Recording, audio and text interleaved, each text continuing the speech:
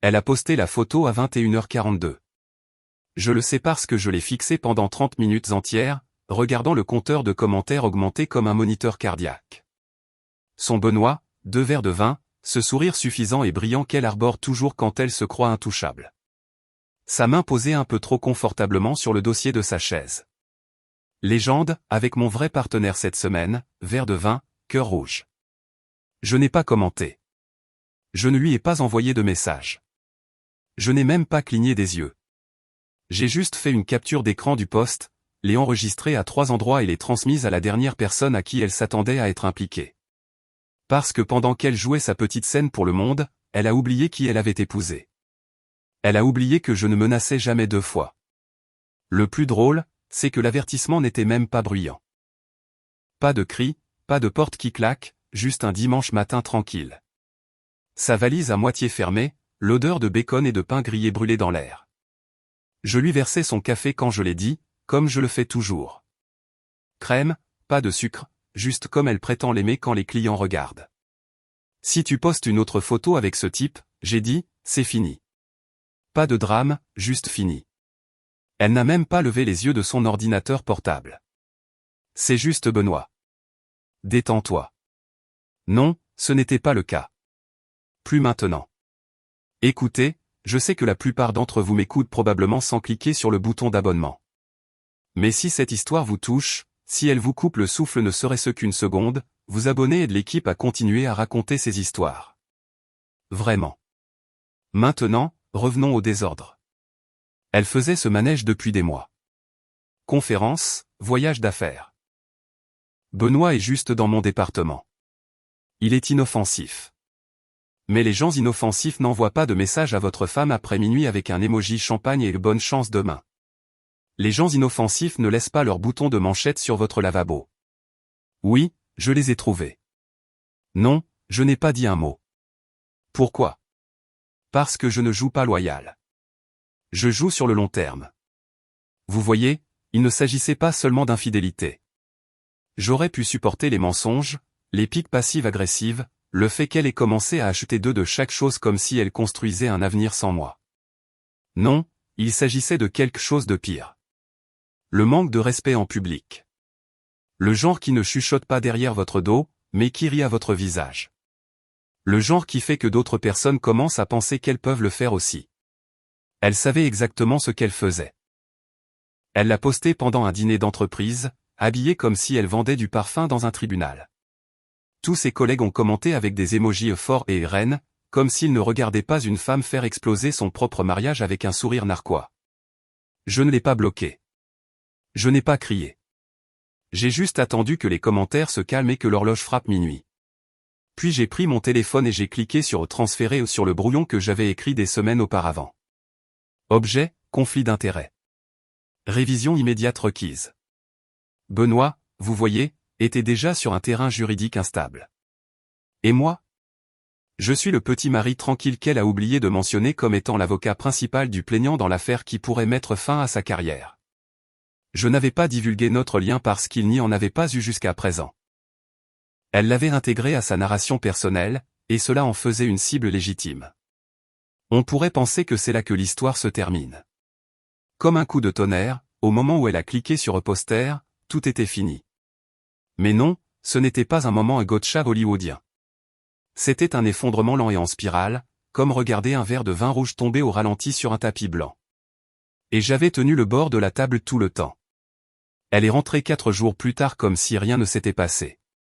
Elle a fait un signe de la main depuis l'Uber, sa valise roulant derrière elle, ses lèvres déjà en mouvement à propos d'un conférencier et de la façon dont l'hôtel avait oublié sa commande de petit déjeuner végétalien. Elle n'en avait aucune idée. Pas encore. Mais le changement a commencé cette nuit-là. D'abord les serrures, puis l'enveloppe, puis l'appel de son patron. Oh, vous allez adorer celui-là. Mais nous y reviendrons. Sachez juste ceci. Quand un homme vous avertit une fois et qu'ensuite il se tait complètement, vous auriez dû faire une deuxième valise. Le premier commentaire sous la photo disait « Couple puissant » avec un emoji flamme. Puis une cascade de cœurs, de bouteilles de champagne, les inévitables « Vous êtes superbe », des absurdités du même cercle de l'entreprise qui se félicitait pour chaque petite réalisation comme s'il gagnait des prix Nobel. Elle s'en est imprégnée naturellement. Elle le faisait toujours. Cette photo était sa dose de dopamine de la semaine. Le high numérique d'être vue, d'exhiber une version d'elle-même qu'elle pensait invincible. Elle ne s'est jamais demandé pourquoi Benoît avait l'air si raide sur la photo. Pourquoi son sourire était plus fin que d'habitude, pourquoi son bras ne s'engageait pas tout à fait dans la pose enveloppante. Elle n'a certainement pas remarqué que ses yeux n'étaient pas sur l'appareil photo. Ils étaient sur quelqu'un juste hors champ. Probablement le serveur, ou peut-être la femme à deux tables qu'il avait juste reconnue de LinkedIn, ou pire, du procès. Parce que voici la vérité qu'elle ne savait pas et qu'elle ne comprend probablement toujours pas complètement. Benoît est poursuivi en justice non pas pour quelque chose de mignon comme ne pas avoir atteint les objectifs trimestriels. Non, il est en litige pour manquement à son devoir fiduciaire, fraude contractuelle et violation d'une clause de confidentialité si hermétique qu'elle aurait pu être écrite en sang. Et le plaignant, une entreprise de technologie financière de taille moyenne de Bordeaux qui a perdu des sommes considérables parce que Benoît pensait être assez malin pour conseiller un concurrent en douce. Et moi, je suis l'avocat qui s'occupe de cette affaire. Oh oui. Imaginez ça. Votre femme qui exhibe son vrai partenaire en ligne pendant qu'il est englué jusqu'au cou dans des sables mouvants juridiques et que son mari est celui qui tient l'appel. J'avais gardé mon implication secrète. Il n'y avait aucune raison de la divulguer. Elle ne parlait jamais de Benoît à la maison au-delà de mises à jour superficielles. Et je ne suis pas du genre jaloux, mais je suis observateur. Et je savais dès la première fois qu'elle a mentionné son nom, avec ce petit accent dans sa voix, comme si elle mâchait des bonbons, qu'il allait compter plus tard. Il s'avère que plus tard est arrivé plus vite qu'aucun d'eux ne s'y attendait. Je n'ai pas envoyé de message en colère. Je n'ai pas saturé sa boîte de réception. J'ai écrit un seul email. Objet, conflit d'intérêts, levier potentiel. Envoyé à l'associé gérant de mon cabinet. Avec en copie le conseiller principal, et 2 captures d'écran jointes, une du post Instagram et une de son profil LinkedIn montrant qu'elle et Benoît travaillaient pour la même entreprise sur le même portefeuille de clients pendant la même période où la violation s'est produite. Je n'ai inclus aucun commentaire, juste les faits. Laissez-les parler plus fort que n'importe quelle menace. Vous voyez, le problème avec les gens comme Benoît, et de plus en plus comme elle, c'est qu'ils oublient les détails. Ils courent après l'ego et oublient les traces écrites. Ils postent des selfies et oublient les accords de confidentialité. Ils pensent qu'un like n'est qu'une validation, pas une preuve potentielle dans une enquête. Et elle pensait que ce n'était qu'un cliché inoffensif et aguicheur. Elle n'a pas pensé que cela montrait de la proximité, de l'alignement, que cela créait l'impression, aussi infondée soit-elle, qu'elle aurait pu lui fournir des informations internes ou, pire, adoucir la résistance des clients grâce à ses relations. Tout cela est spéculatif, bien sûr, mais la spéculation est dangereuse dans les tribunaux comme dans les salles de conseil. Je n'ai pas eu besoin de crier. Je n'ai pas eu besoin de la menacer de divorce ou de poster une réponse passive-agressive. J'ai juste eu besoin d'introduire suffisamment de bruit dans le processus juridique pour déclencher un examen minutieux. Et oh, ça a marché. En 24 heures, la boîte de réception de Benoît a été inondée d'une escalade interne. Examen urgent des relations extérieures, violation éthique potentielle. Le conseiller juridique général du cabinet a été mis en copie. Son visage aurait pâli lors de leur appel du matin et elle, toujours inconsciente, lui envoyait des selfies depuis l'aéroport, lui disant qu'ils avaient dominé Internet cette semaine. 1. Plutôt loué sans caution et avec une clause qu'ils n'ont jamais lue. Mais le meilleur, la vraie beauté à feu doux de tout cela. Je n'avais pas fini. Cet email n'était pas la bombe nucléaire. C'était juste le petit coup sur le verre. Le rappel silencieux que certains d'entre nous ne sont pas là pour se battre. Nous sommes là pour attendre. Laissez-la continuer à poster. Laissez-le continuer à sourire sur des photos à moitié éclairées, tenant des verres de vin qu'il ne pourra plus se permettre. Je ne faisais que m'échauffer et ils étaient sur le point d'apprendre à quel point la loi peut être froide lorsqu'elle décide de se pencher sur le passé. La réunion a eu lieu dans une petite salle de conférence au 23e étage. Verre dépoli, lumière filtrée, le genre d'endroit où des voix polies démantèlent des empires. Je suis entré avec un dossier en cuir et un thermos de café que je n'ai jamais dévissé. Au moment où j'ai posé le dossier sur la table, la pièce s'est tendue. 3 associés étaient assis en face de moi. L'avocat principal, le stratège en litige et un associé senior qui n'avait probablement pas cligné des yeux depuis 45 minutes. Personne n'a parlé au début. Il savait que ce n'était pas une mise à jour de routine. J'ai ouvert le dossier. La première feuille, une impression du post Instagram, en noir et blanc, pas besoin de couleur quand les dégâts saignaient déjà dans la pertinence juridique. La seconde, un instantané de l'organigramme de son entreprise avec les rôles d'elle et de Benoît encerclés, même département, même verticale, lié à une plateforme client qui avait mystérieusement retiré ses négociations juste avant que le détour de Benoît pour le conseil ne fasse surface. La troisième, une brève biographie professionnelle de ma femme, soulignant son implication dans les comptes FinTech, non écrite par moi, remarquez bien, mais tirée directement de sa propre intervention lors de la conférence sur la conformité numérique de l'année dernière. Elle se vantait de sa collaboration intersectorielle et de son rapport de haute confiance avec les clients historiques. Ces mots, pas les miens. Puis j'ai parlé. Son poste pourrait compliquer la défense de Benoît. Personne n'a ri. Personne n'a posé de questions. Il savait tout ce que j'impliquais sans prononcer les mots. Impropriété, influence, collusion implicite. Vous n'avez pas besoin d'accuser les gens directement dans ces salles. Il suffit d'empiler les faits comme des dominos, de faire glisser le premier vers l'avant et de laisser le silence le faire tomber. Le stratège en litige, Monsieur Dubois, s'est penché en avant. Pensez-vous qu'elle avait accès à des informations privilégiées? J'ai fait une pause, puis j'ai haussé les épaules. Elle avait accès à des confidences. Monsieur Dubois a souri, mais il n'y avait rien de bienveillant dans ce sourire. C'est admissible sous la perception de partialité si l'avocat adverse ne peut pas le réfuter. Exactement. Vous voyez, nous n'avions pas à prouver qu'elle avait fait quoi que ce soit. L'existence du poste, la légende, le timing et leur lien commun avec un compte litigieux ont créé une atmosphère. Et en droit, la perception est la moitié de la guerre. Vous faites douter un jury, ne serait-ce qu'une seconde, et soudain les faits n'ont plus d'importance. Seules les narrations comptent. Monsieur Dubois s'est tourné vers le stratège. Nous attendions une variable comme celle-ci. Une ouverture, quelque chose d'émotionnel. J'ai hoché la tête. Vous l'avez maintenant. Ils n'ont pas demandé pourquoi j'avais attendu si longtemps. Ils se fichaient que je sois marié à la femme en question. C'était une guerre de paperasse. Les sentiments personnels ne figurent pas dans les procès-verbaux. Ils ont commencé à parler des prochaines étapes. Comment faire référence subtilement à la photo dans les requêtes préliminaires? Comment construire une ligne d'interrogatoire autour des biens communs de l'entreprise? Comment relier l'optique sociale aux violations éthiques que Benoît traversait déjà? J'ai écouté.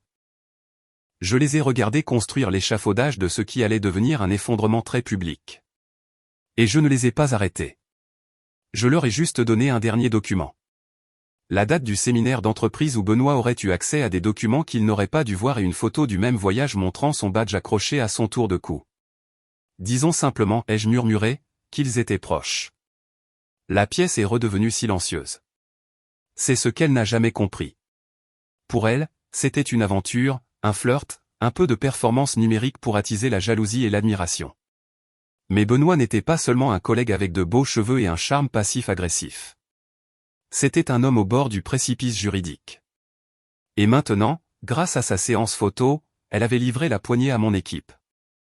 La réunion s'est terminée sans embrassade, sans tape dans le dos, juste des hochements de tête silencieux et des dossiers fermés. J'ai quitté la pièce avec un dernier avertissement. Faites-moi savoir avant de bouger. Je veux que ce soit propre, parce que quand vous tirez comme ça, vous ne visez pas à blesser, vous visez à disperser. Et au moment où elle est descendue de l'avion, souriante comme si elle avait gagné quelque chose, les viseurs étaient déjà verrouillés, et elle ne savait même pas qu'elle était devenue une preuve. Benoît a vu l'objet de l'email juste après le déjeuner, divulgation urgente requise. Cela ne venait pas de l'intérieur du cabinet. Non, celui-ci venait d'un cabinet de conseil externe en gestion des risques, mandaté par leur conseiller juridique général, une petite entreprise connue pour ses audits d'éthique forensique et, ironiquement, pour la mitigation de la perception publique. Ils n'envoyaient pas de rappels amicaux ni d'enquêtes annuelles. Quand vous entendiez parler d'eux, cela signifiait qu'un incendie avait déjà commencé et que vous en étiez soit l'étincelle, soit le combustible. Il a ouvert l'email 3 fois, relu le corps du texte 2 fois, puis a juste fixé l'écran comme si cligner des yeux pouvait changer le sens. Ça n'a pas été le cas.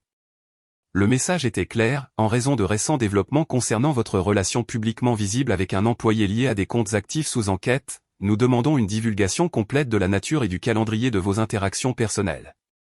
Cela inclut toutes les réunions hors site, les communications numériques et l'accès partagé à des systèmes confidentiels au cours des 12 derniers mois. La non-conformité sera transmise aux ressources humaines et aux services juridiques. Benoît n'a pas respiré pendant 20 secondes entières.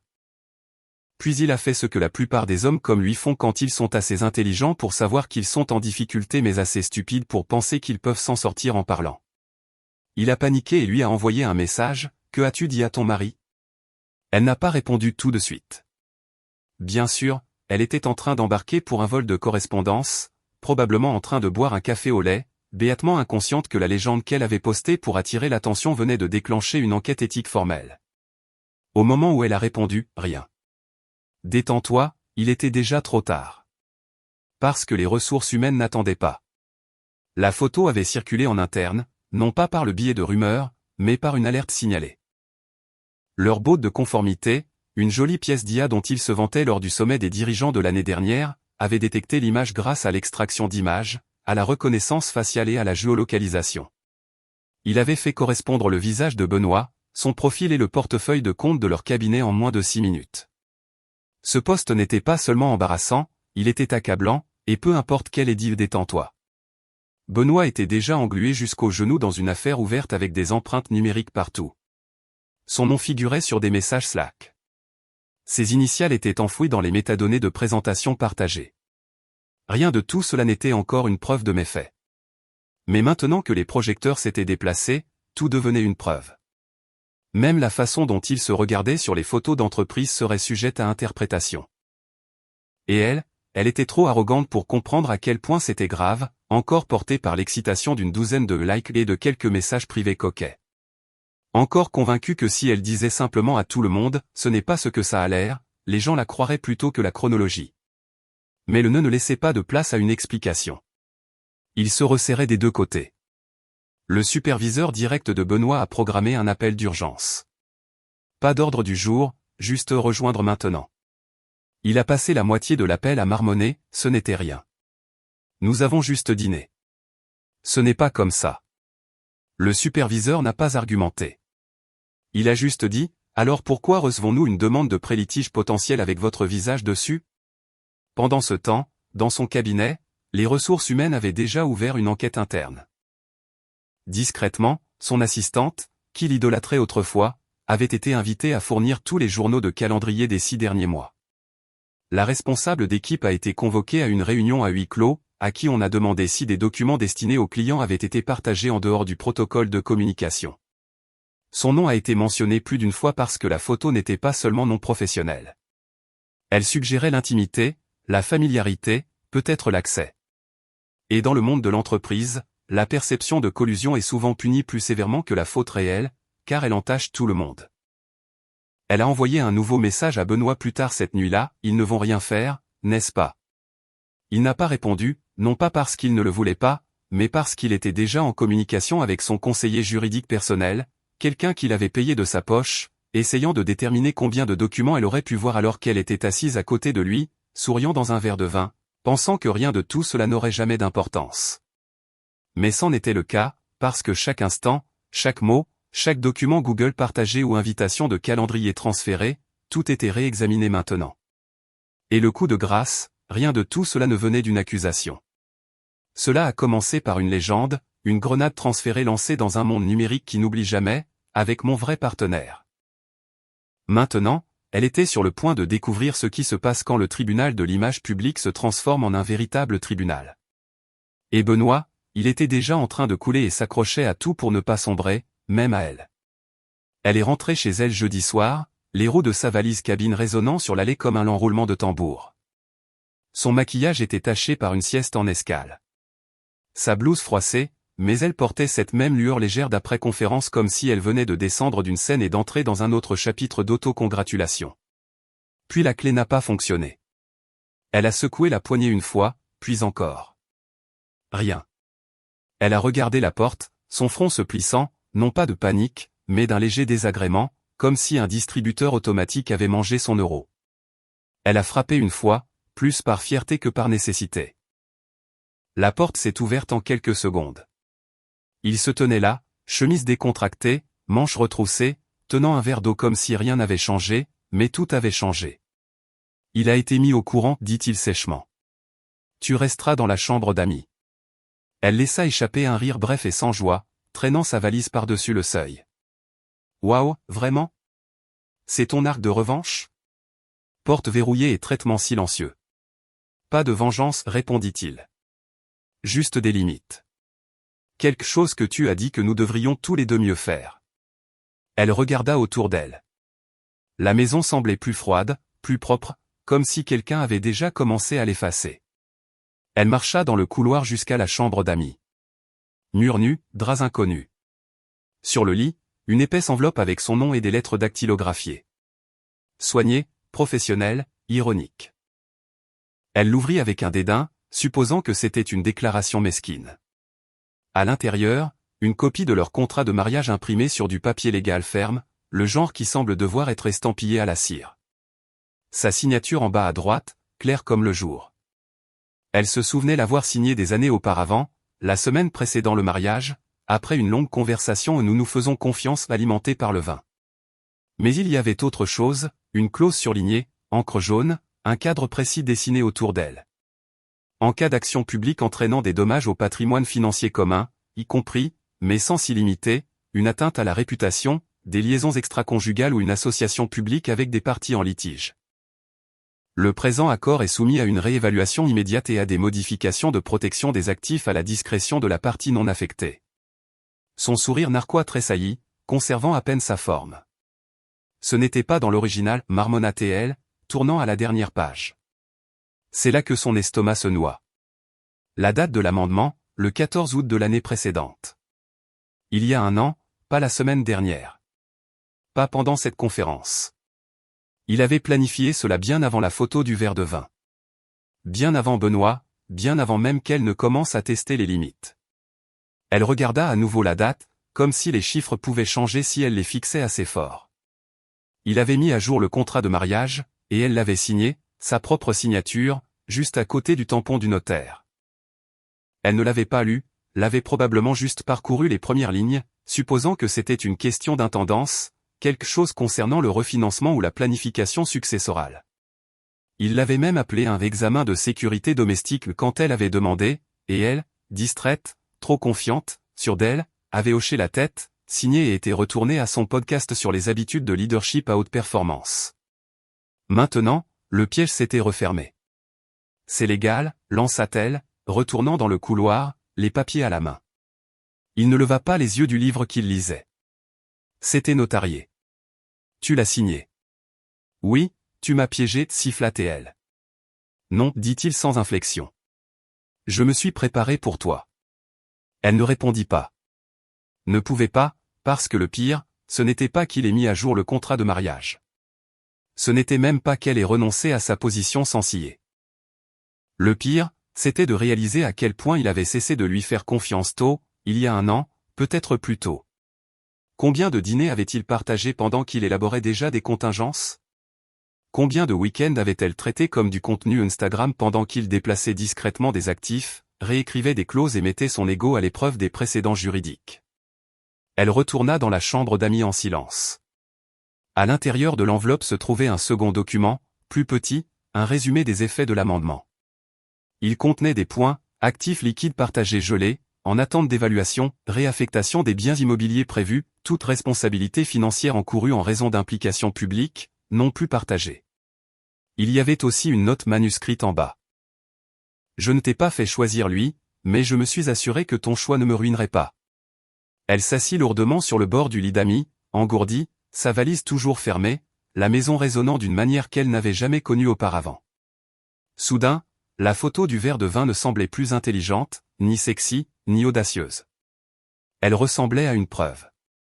Et la légende, elle ressemblait à une confession, non seulement à Internet, mais à son mari. Celui qui n'élevait jamais la voix. Celui qu'elle pensait pouvoir contrôler. Celui qui avait toujours 5 coups d'avance. Vendredi matin, le téléphone vibra juste au moment où elle terminait son deuxième espresso et essayait de se convaincre que ce qui s'était passé la nuit précédente, être enfermée hors de sa propre chambre, le contrat de mariage, l'amendement, la phrase sur le fait de ne pas me ruiner n'était qu'une ridicule crise de colère calculée. Il se calmerait. Il le faisait toujours. Il était méthodique, certes, mais pas cruel, n'est-ce pas? Elle décrocha sans même regarder l'écran. Salut, je suis sur le point de. Ne parle pas, écoute. C'était son patron, son vrai patron, pas le chef de projet ou le coordinateur d'équipe ou n'importe quel sycophante de niveau intermédiaire qu'elle avait courtisé l'année dernière. Non, c'était la personne qui pouvait effacer sa carrière en une seule phrase. Et il semblait furieux. L'avocat de Benoît vient de nous contacter, la voix claqua, glaciale et rapide. Il signale un conflit d'intérêts. Exposition légale. Chevauchement temporel. Il est sous enquête et ton nom est maintenant lié à tout cela. Elle se leva rapidement. Le café se renversa sur sa blouse, mais elle ne le remarqua même pas. Attendez, attendez. De quoi parlez-vous? Je n'ai rien dit. Je n'ai pas. Tu n'as pas besoin de dire quoi que ce soit. Tu as posé pour ça. Silence. Son esprit s'emballa, passant d'une possibilité à l'autre. Elle pensa que Benoît avait peut-être paniqué. Peut-être qu'il l'avait nommé pour détourner l'attention, mais sûrement cela ne tiendrait pas. Elle n'avait enfreint aucune loi, n'est-ce pas? Le patron n'attendit pas sa réponse. As-tu fait en sorte que cet homme poste cette photo avec toi? Cela frappa comme une gifle. Elle se figea, les mots mourant dans sa gorge.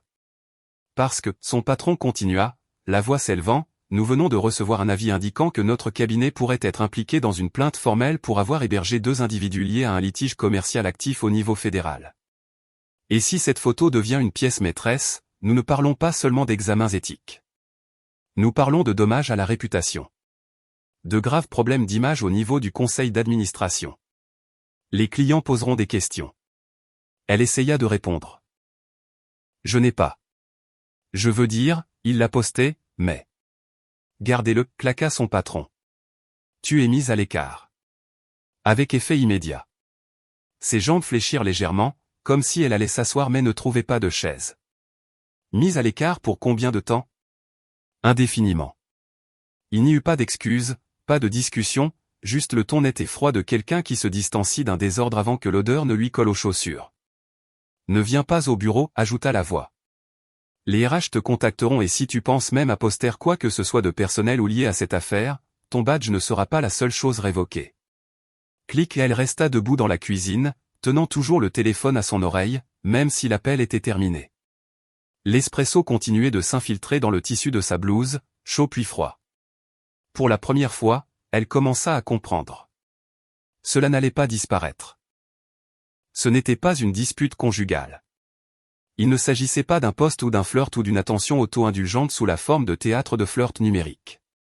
Cela saignait dans sa vraie vie, dans sa carrière, et pire, cela le faisait exactement de la manière dont son mari avait essayé de la prévenir que cela pourrait arriver.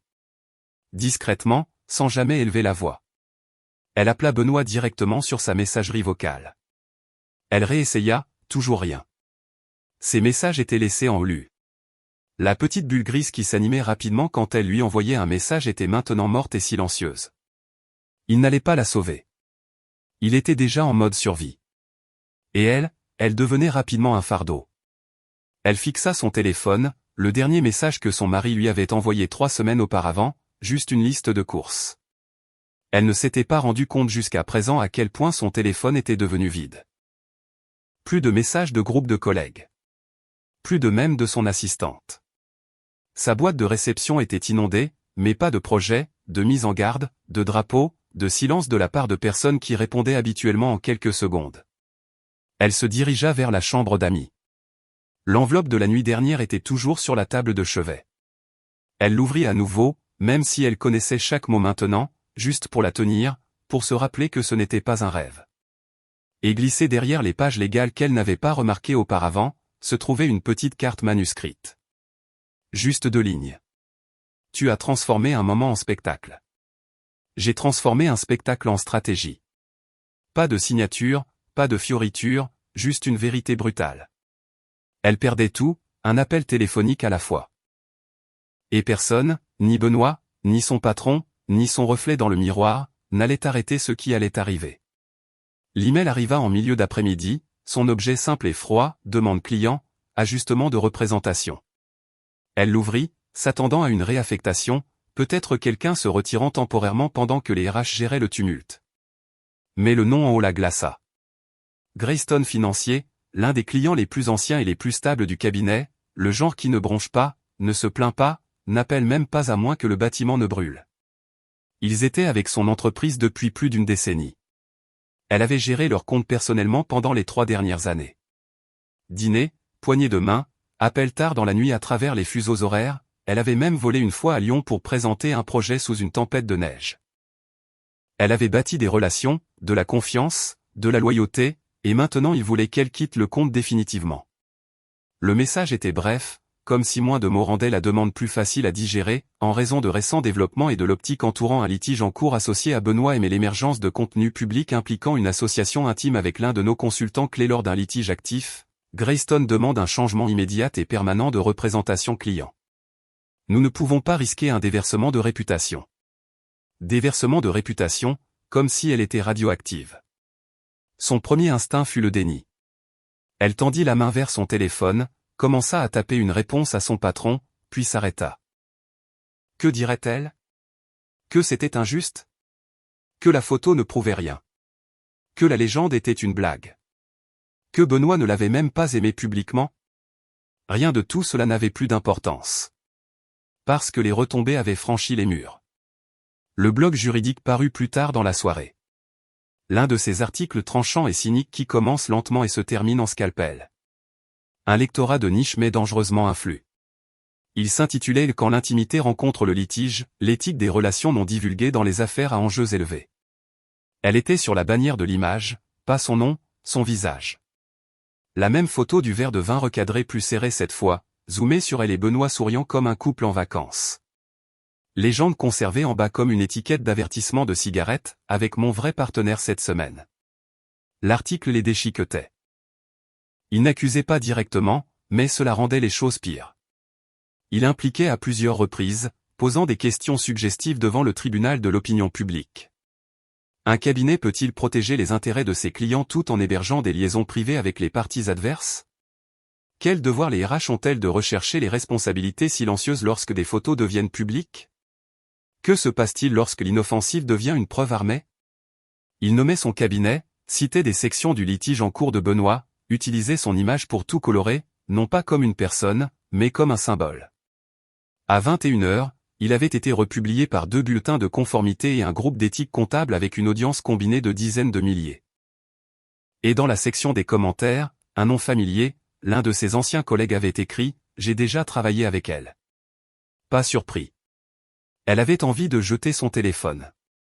Au lieu de cela, elle l'a rafraîchi encore et encore. Il était là, un autre email. Un autre client réévaluant son exposition. Pas aussi tranchant que Greystone, mais plus froid dans sa vagueur. Le jargon corporatif qu'elle utilisait quand quelqu'un avait déjà tiré la gâchette, mais qu'il continuait à sourire jusqu'à ce que la paperasse soit réglée. Elle ouvrit son LinkedIn. Grosse erreur. L'un de ses récents posts, une citation motivante sur la confiance comme monnaie du leadership, était bombardé de commentaires sarcastiques, subtils, mesquins, mais incontestablement ciblés. Un ancien stagiaire avait écrit « Je m'en souviendrai la prochaine fois que je serai sur une photo avec un témoin fédéral confronté à des larmes de joie. » Elle a désactivé les commentaires. Trop tard, car le post avait déjà été capturé d'écran. Il était sur Reddit, Twitter, même Facebook, ce cimetière numérique, avait trouvé un moyen de ressusciter son humiliation. Son téléphone vibra à nouveau. Benoît, enfin, ils ont gelé mon compte. Mon avocat dit que ton post a été cité. Qu'est-ce que tu leur as dit? Elle fixa le message, puis jeta le téléphone face contre terre sur le lit. Elle ne leur avait rien dit, mais elle leur avait tout montré. Ce sourire, ce verre de vin, cette petite légende suffisante destinée à piquer son mari était devenue l'accélérateur d'un incendie juridique. Et le pire, la personne qui l'avait allumé n'avait jamais élevé la voix. Il n'avait pas argumenté.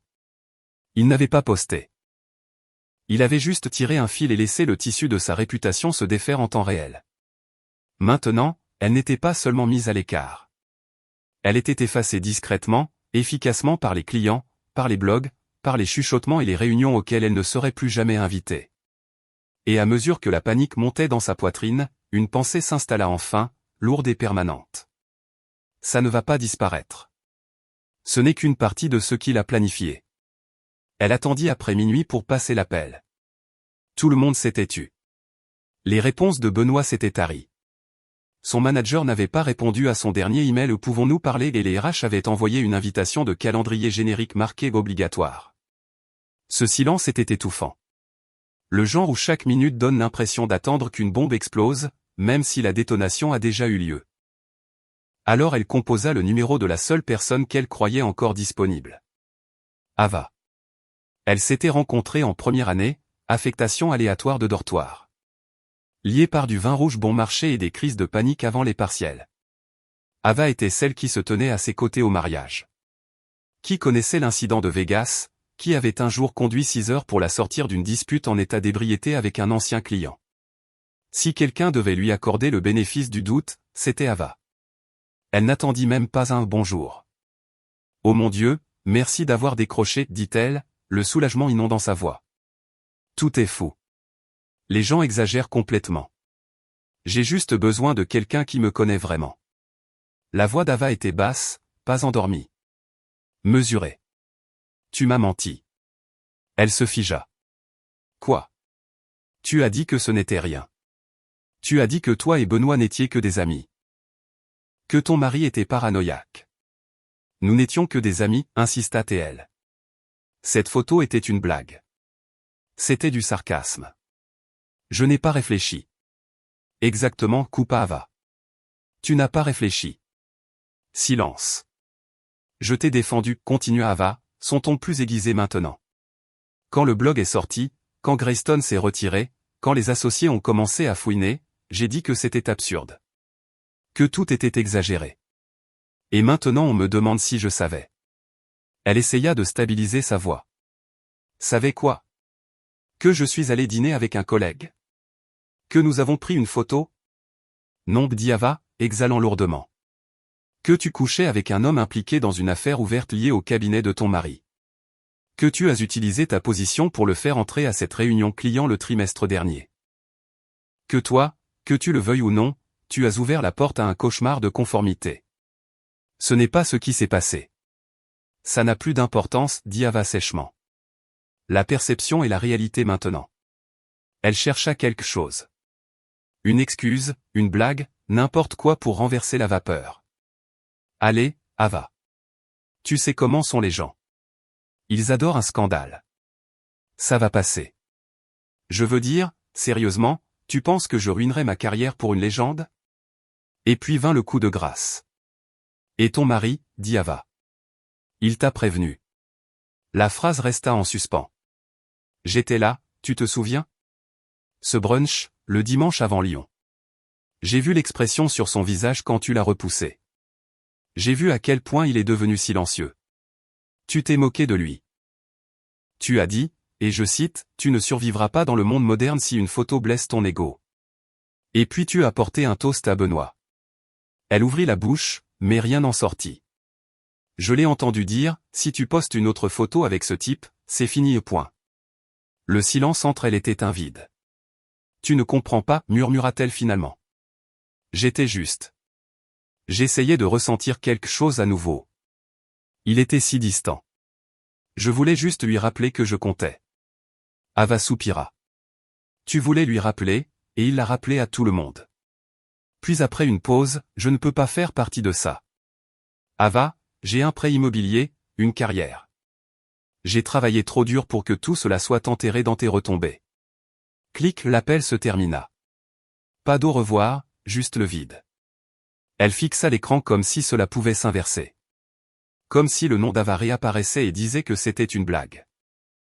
Mais non, cette seule personne, le filet de sécurité, la confidente nocturne, celle qui était là dans les bons comme les mauvais moments, était partie. Pas en colère, juste finie. Elle était seule maintenant, absolument, clairement, chirurgicalement seule. Ses collègues l'évitaient dans des couloirs où elle n'était même pas encore entrée. Les RH la traitant comme une contagion enveloppée de parfums de marque. Benoît, son propre avocat, probablement déjà en action. Et maintenant Ava, sa dernière connexion au monde qui lui avait autrefois semblé si parfait, si sien, avait coupé la corde et l'avait laissé dériver. Elle fit défiler ses contacts, mais chaque nom lui semblait étranger maintenant. Chaque numéro un risque. Chaque conversation passait une transcription potentielle. Son monde social s'était fracturé et les fissures s'étendaient plus profondément qu'elle ne l'aurait cru possible. Les gens ne prenaient pas seulement leur distance. Ils désinfectaient son nom de leur CV. Et dans le calme, l'amère ironie s'installa. La seule personne qui lui avait jamais dit la vérité était l'homme qu'elle avait humilié en ligne avec des renvois et un verre de vin. Et maintenant, même sa meilleure amie ne pouvait plus se tenir à côté de son ombre. Elle arriva au bâtiment juste après 8 heures, vêtue d'une robe fourreau bleu marine qu'elle considérait autrefois comme son uniforme de Power Move, coiffure parfaite, talons mesurés, visage composé. Le plan était simple, entrer, établir un contact visuel, calmer le chaos. Sur le récit, elle avait préparé une douzaine de versions de ce qu'elle dirait. Intelligent, légèrement contrit, juste assez de conscience de soi pour paraître humaine, mais pas coupable. Tout ce dont elle avait besoin, c'était de 10 minutes dans une pièce, mais le badge ne fonctionna pas. Elle l'agita à nouveau. Rien. Le capteur clignota en rouge. Elle jeta un coup d'œil à la réceptionniste à travers la vitre. La femme la regarda avec une expression bureaucratique tendue, comme quelqu'un qui observe un accident de voiture mineur se dérouler au ralenti. « Je crois que ma carte a un problème, dit-elle en tirant la porte. La réceptionniste ne bougea pas, ne la fit pas entrer. Elle décrocha le téléphone. Une minute plus tard, 2 agents de sécurité s'approchèrent. Pas agressifs, mais définitifs. Cette chorégraphie silencieuse que les gens utilisent quand ils ont déjà fait cela auparavant. « Madame, nous allons vous demander de vous mettre de côté et d'attendre, dit l'un d'eux, désignant le banc du hall. » Son ton était ferme, sans émotion. Non respectueux, mais final. Elle sentit les regards du bureau de sécurité, du stagiaire près des ascenseurs, même du type qui nettoyait le carrelage et qui fit une pause un peu trop longue avant de se retourner vers son seau. Elle s'assit et attendit. 10 minutes passèrent, puis 15. Le bourdonnement du hall semblait plus fort que d'habitude, téléphone, pas, conversation discrète. Rien de tout cela ne l'incluait plus. Finalement, les RH apparurent. Pas son interlocuteur habituel. C'était quelqu'un de nouveau, niveau vice-président, dans un costume gris avec un dossier en cuir sous le bras. Pas de poignée de main, pas de salutation, juste le dossier remis directement sur ses genoux. Avec effet immédiat, dit la femme. Elle ouvrit le dossier. À l'intérieur se trouvait une enveloppe scellée. Sur le devant, imprimé en gras et en lettres capitales, sur instruction du conseiller juridique général. Elle l'ouvrit. Ses yeux sautèrent directement aux phrases clés.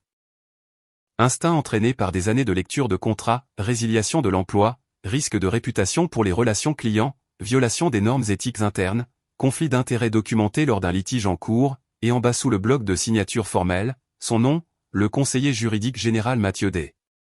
Le nom complet de son mari. Elle cligna des yeux. Non, cela ne pouvait pas être juste. Son cerveau refusait de le comprendre. L'homme dont elle avait plaisanté en disant qu'il était trop doux avec ses collègues. Celui qu'elle avait un jour écarté comme n'étant pas assez ambitieux pour son cercle. Celui qu'elle avait publiquement humilié sans qu'il ne bronche. Il n'avait pas crié. Il n'avait pas combattu. Il avait orchestré son renvoi. Est-ce une erreur, demanda-t-elle, sa voix se brisant. Il n'y a même pas eu de réunion. Pas d'examen formel. Ceci a déjà été approuvé par la direction exécutive, dit la représentante des RH. C'est unanime. Mais c'est son nom, murmura-t-elle. Il est mon. Il est le conseiller juridique général du cabinet. La femme coupa poliment mais fermement. Et cela est passé par les canaux appropriés. Vous serez escorté pour récupérer vos effets personnels. L'accès a déjà été désactivé. Les conditions de licenciement sont jointes. Elle regarda à nouveau la page. Un langage froid et mécanique. Pas d'espace pour la négociation. Pas de place pour sauver la face et aucune façon de s'en sortir. Elle était dehors. Pas en congé. Pas en examen. Partie. L'agent de sécurité s'éclaircit la gorge derrière elle, lui rappelant gentiment de se lever. Ses talons claquèrent contre le carrelage plus fort qu'avant alors qu'elle les suivait devant la réception, devant les mêmes stagiaires qui lui demandaient autrefois conseil, devant le couloir où son nom était autrefois gravé sur la plaque de la porte, devant les murs de verre de la salle de conférence où elle avait autrefois présenté des projets à 7 chiffres et accepté les applaudissements comme des confettis. Maintenant, il ne levait même pas les yeux. Le tiroir de son bureau avait déjà été vidé dans une boîte d'archivage. Sa plaque nominative avait disparu. Pas de carte d'adieu, pas de gâteau gênant, juste le silence et un effacement aseptisé. Elle serra l'enveloppe comme si elle pouvait encore se réchauffer dans sa main, comme si l'encre allait s'effacer et dire que tout cela n'était qu'un mauvais rêve. Mais ce n'était pas le cas. Elle avait armé une photo. Il avait armé le protocole.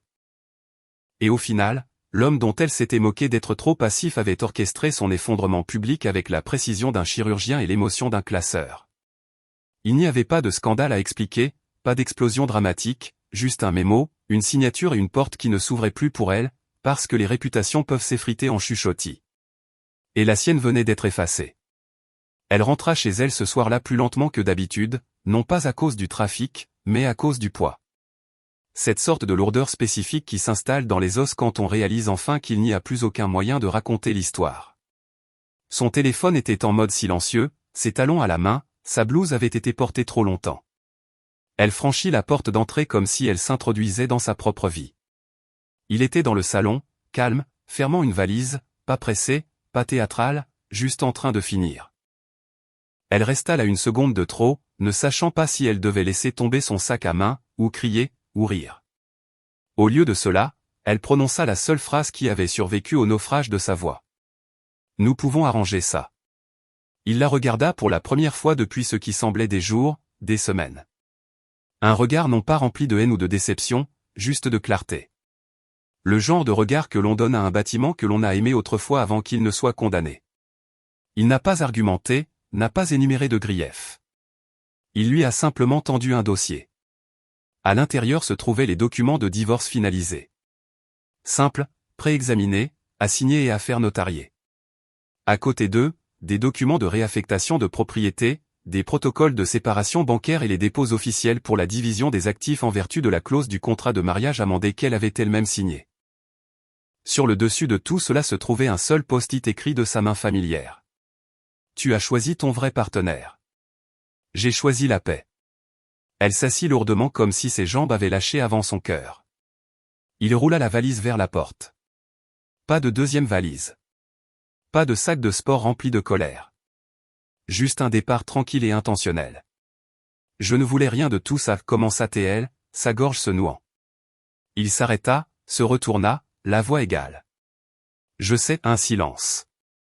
Puis la sonnette retentit. Elle cligna des yeux. Il hocha la tête vers la porte sans un mot de plus.